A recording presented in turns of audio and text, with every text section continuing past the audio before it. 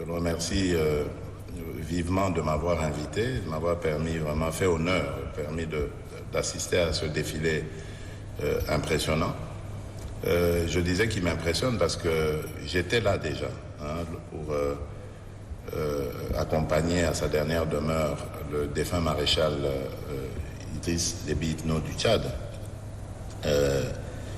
Et c'était des circonstances terriblement douloureuses. Et je me rappelle encore de l'état dans lequel il était, le général président. À ce moment-là, il était très affecté, mais il a fait preuve d'un courage exceptionnel, presque une année après ces événements tragiques. Et il a démontré que c'était vraiment un homme,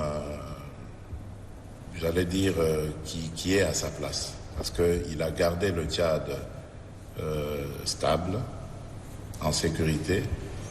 Et il y a quelques jours, il a réussi un exploit encore, celui d'amener une grande partie de la classe politique de l'opposition dans ce processus de dialogue qu'il a initié.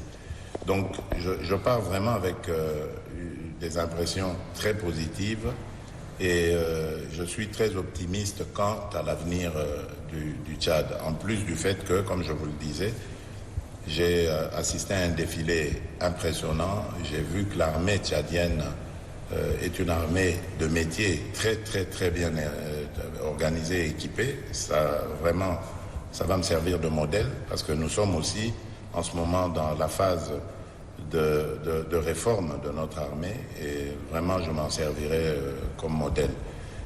Et je comprends vraiment les exploits que le Tchad fait ailleurs sur le continent comme au Mali.